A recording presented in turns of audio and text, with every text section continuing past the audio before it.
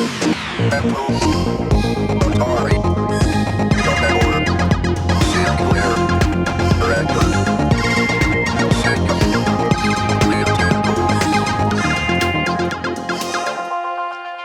welcome to another Retronaut video. So in this video, we're going to look at the Amiga 4000 and its refurbishment. We're not going to look at repairing it in this video. We're just going to look at the refurbishment of it and what was required and the techniques that I used to actually carry that out. In the previous video, we looked at how I did a mad dash up the motorway to Worcester to rescue an Amiga 4000 and then bring it back here and then to obviously, see what we saw. When I got back here and I'd stored away all the various items from the hoard, I then, because it came with a lot of other equipment, I then took a look at the Amiga itself. And when I looked at the outside of the case, it was immediately obvious that there was a lot of yellowing on the fascia plate here. The floppy disk drive also had a little bit of yellowing, but you couldn't really tell at the time because this was so yellow, it actually made the floppy disk drive look like it was a neutral color, which it wasn't. Also, the power button had a little bit of yellowing as well. I then proceeded to take the machine apart and look on the inside. And the only other plastics I actually found were these brackets, which are used for mounting the cards, which go into the Zorro 3 slots inside the Amiga 4000. These are a kind of mushroom gray, the same kind of gray I think was used on the Amiga 2000. Maybe this was just a plastic that Commodore used. Because it didn't really matter what this looked like. Maybe these were from an Amiga 2000. I'm not sure. It would kind of make sense, wouldn't it, that they had these made in their thousands and they just repurposed it for the Amiga 4000. These have not yellowed. There are 4 of them, obviously one for each bracket. And they have little clips on the back and they haven't broken. So really this didn't need any work. So let's take a look at the first item that I actually had to do some quite heavy work on. So this is the fascia plate, and this is the finished result, obviously. And I've got to say, I'll show you the inside. And I think it's actually pretty remarkable how close that is to the original Amiga 4000 color. If you watched the last video, I'll actually put it up on screen now. You can see the front of the Amiga as it arrived, and this photograph doesn't really do it justice. It was much yellower than it appears in this photograph. It's to do with the color temperature of the camera and the lighting in the room, I think. But when it was seen in daylight, it was a much more vivid yellow. And this side here especially was really, really very bad. There are still slight marks here, actually. But when you consider that used to be orange, the end result has come out really, really good, I think. So what was the process that I used to retrobrite this? Well, number one, you can't put metal in peroxide, not in my experience anyway. If you do that, it will oxidize, it will rust it very, very heavily. So for instance, the Amiga 4000 has this nice chrome-plated lock here. And I haven't actually got the key for this, so luckily this is in the off position, it's not locked. But inside, we've also got the screws for the blanking plates. So there's one here for the 5 1/4 drive, and there's another one here for what I thought was a 3.5 inch drive, but it's actually smaller than a 3.5 inch. So I don't really know what this is for. If you know what it's for, please write in the comments and let me know, because I'd like to know what this is actually for. If you actually look here, this is the floppy disk drive, and as you can see, it fits in this hole. But this hole is much larger than this hole. So yeah, like I said, I'm not really sure what that was for.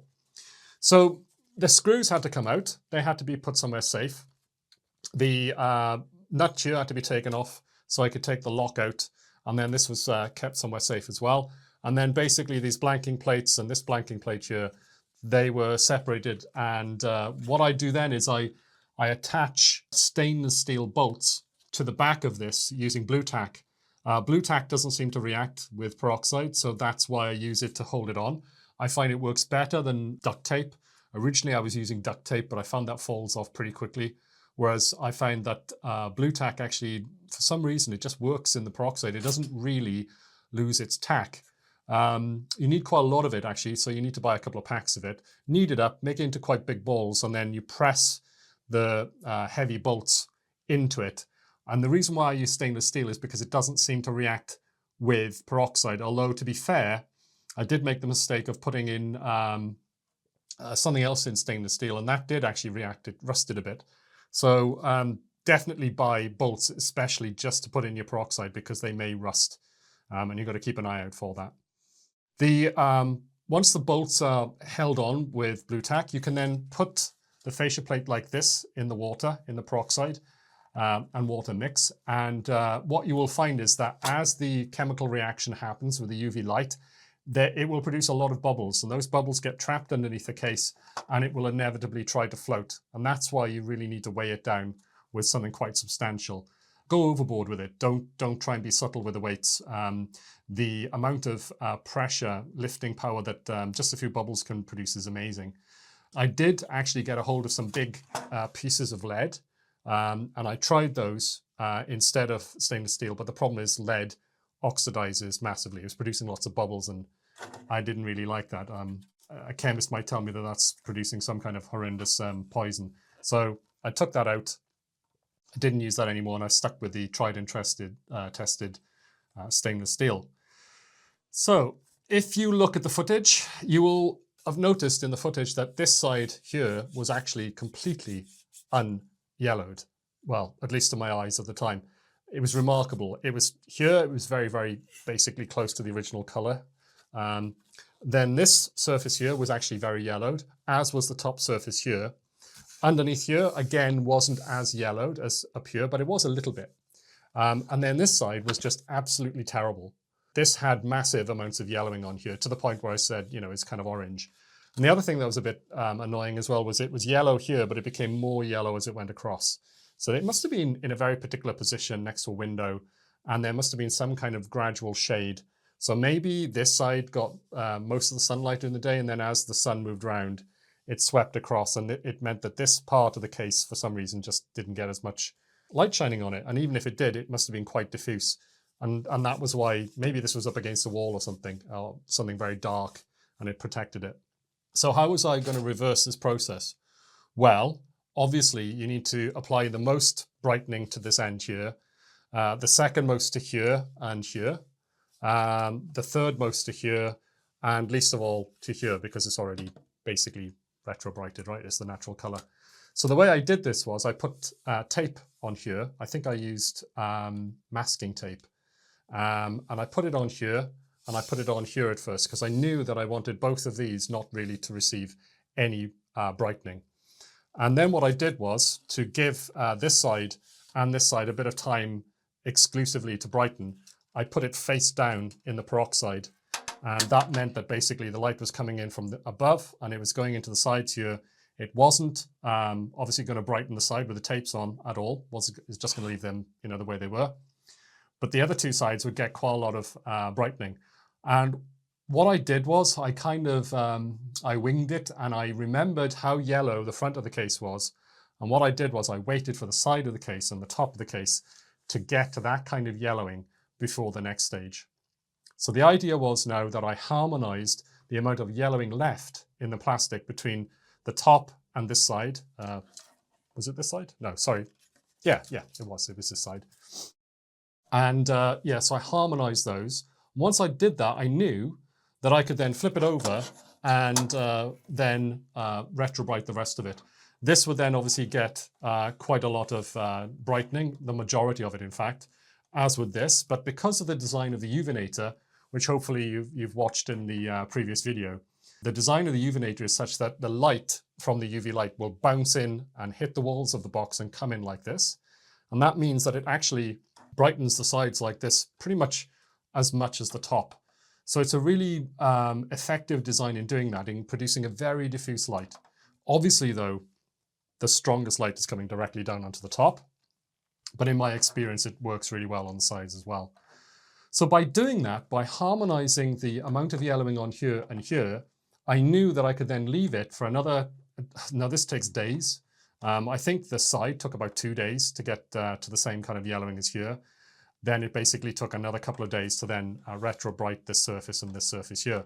And I left it in there until I felt it was a reasonable amount of brightening. I took it out at some point because I thought it looked okay, and I've had bad experiences in the past where it looks okay, and you get it out and you wash it, and then you find out it's gone too far, and it's actually become white. let's say. And that's, the Amiga 4000 wasn't white. It was very pale, but I don't remember it being white. So that was the way it remained, basically for a year, because I had to put this project aside because of some home renovation work that we had to have done. And that took an age.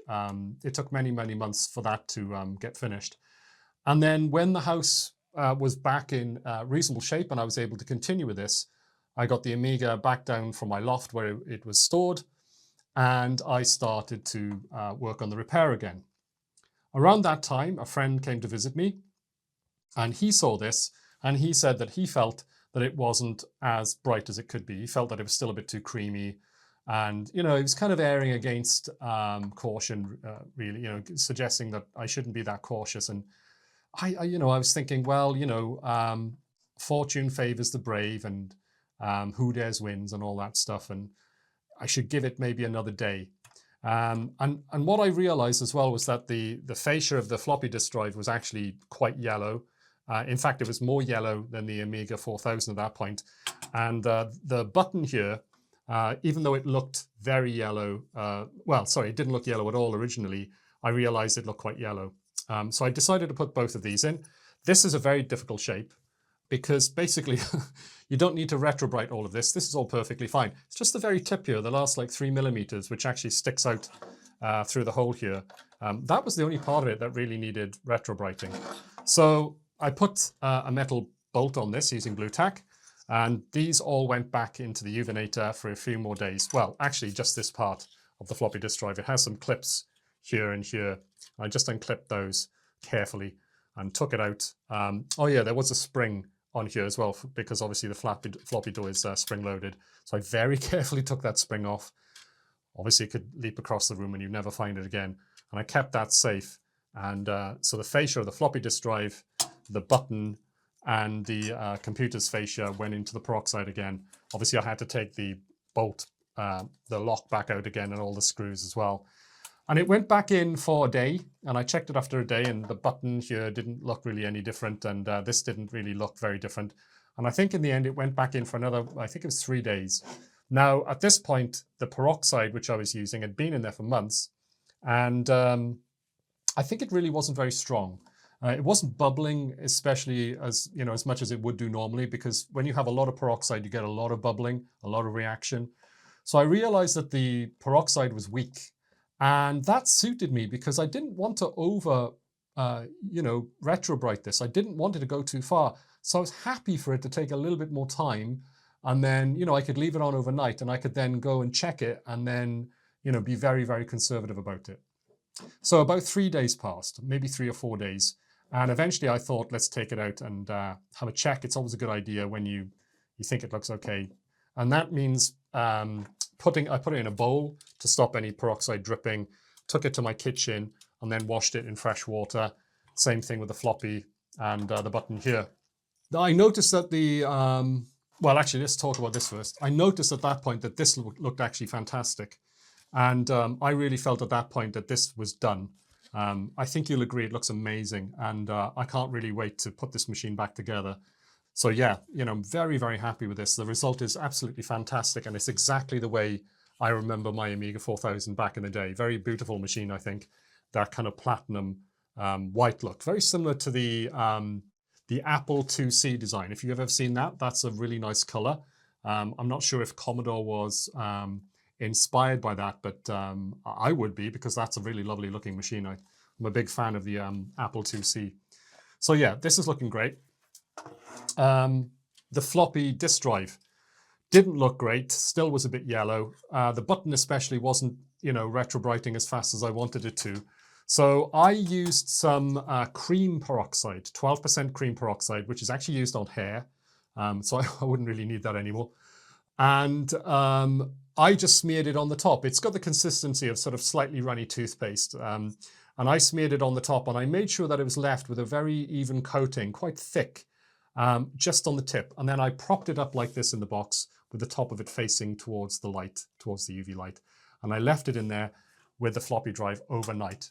And the next day I took it out and I washed it off, and there's still a tiny little bit of yellowing left on this. But honestly, if I didn't tell you about it, you wouldn't really know it was there. And I think that looks good enough. The only thing which is maybe a little bit of a problem is the button here on the floppy disk drive is still quite yellow. I could use this technique of putting the peroxide on here, but I'd have to be very careful. I'd obviously have to take the fascia off, and then that would expose the button, you know, the majority of it. And I could put some peroxide on. But the only problem is, what about if it were to dribble down into the mechanism of the floppy drive? And the problem is I can't take the button off because it's glued to the metal button underneath. I did try pulling it, but it just doesn't seem to want to come off, so I'm not going to try and break it.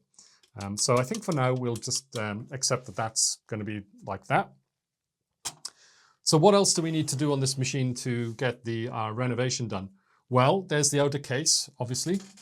This is the outer case here, and if you saw the previous video, you would have seen that it was very dotty with lots of black marks, and I think that was from the rubber feet of a monitor or something like that. All I did with this was I just washed it in hot soapy water.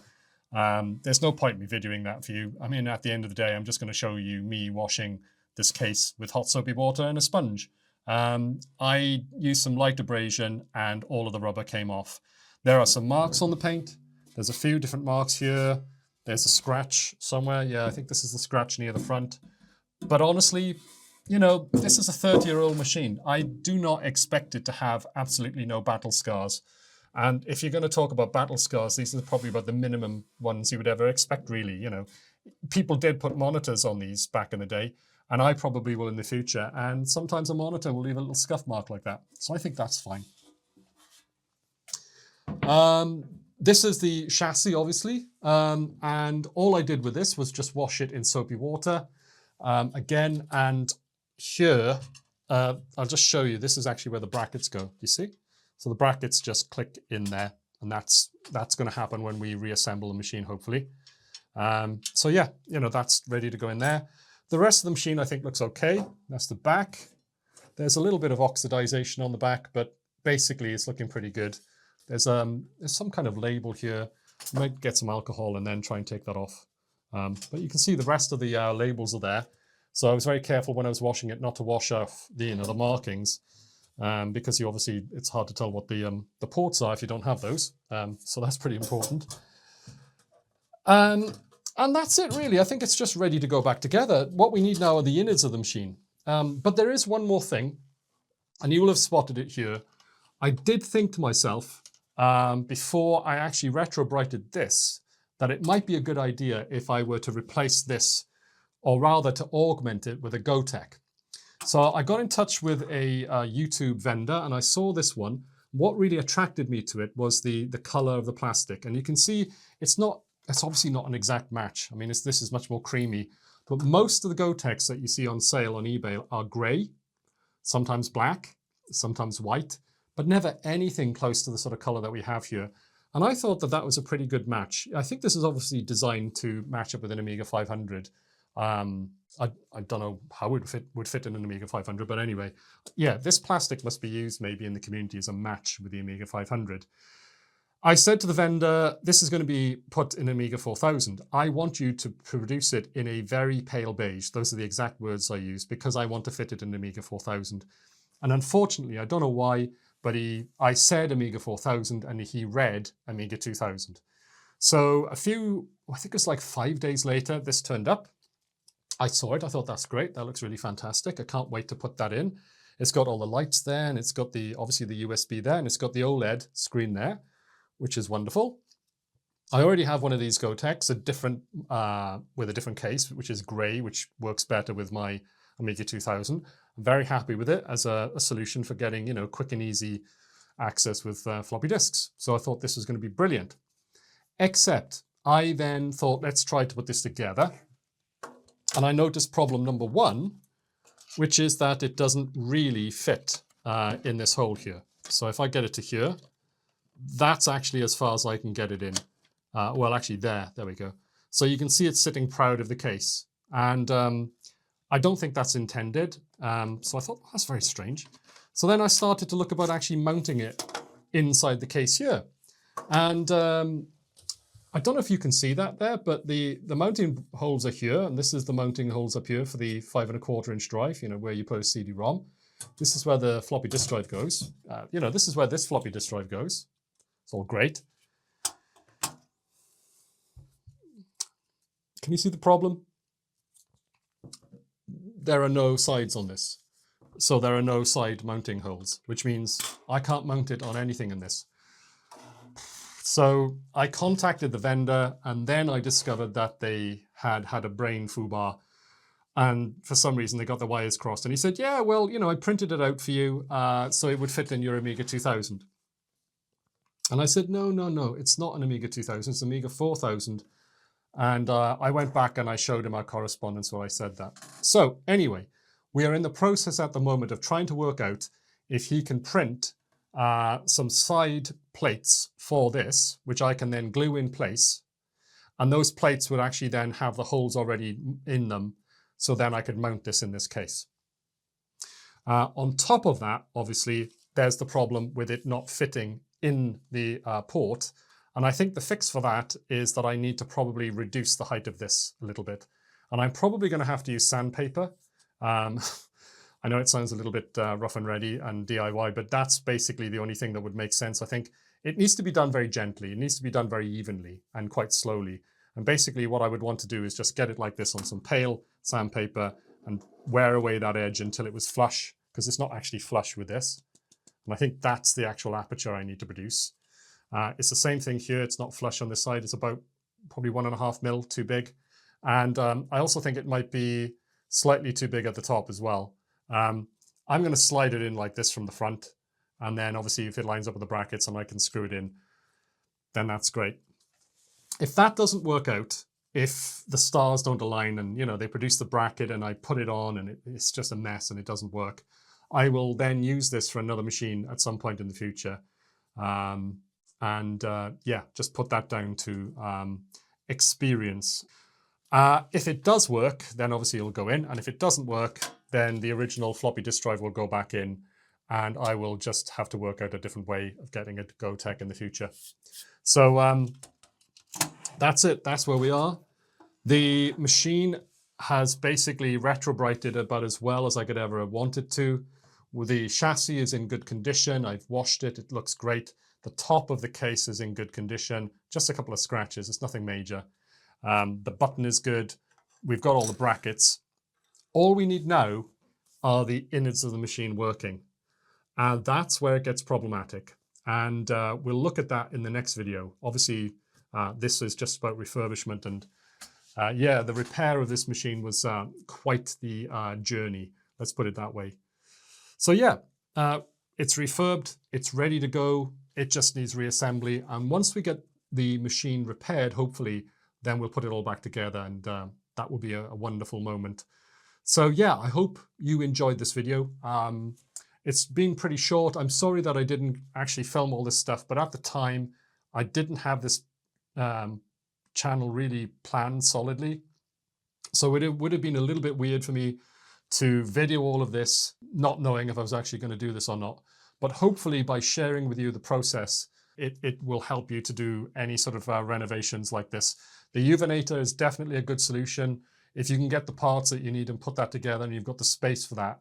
And then if you've got any sort of super yellowed items like I had with this, then you can put it in there and it will basically pretty much always do the job as long as you're careful. Take it slow. Don't put too much peroxide in the water. Get it so that it bubbles, obviously, but you don't want it to be super strong. A good guide for that, I find, actually, is if you put your hand in and you feel it sort of fizzing on your hand a little bit. Obviously, wash your hand afterwards because it's not good for your skin. But yeah, be very careful and you will get good results like this. Yeah, I hope you enjoyed this video. Please, if you can, like the video because obviously it helps the channel to grow. And if you can, please subscribe to the channel as well because obviously we'd like to see you back to see future videos. Obviously, hopefully you want to come back and watch the conclusion, hopefully, of this series. Yeah, please do come back and I'll see you then.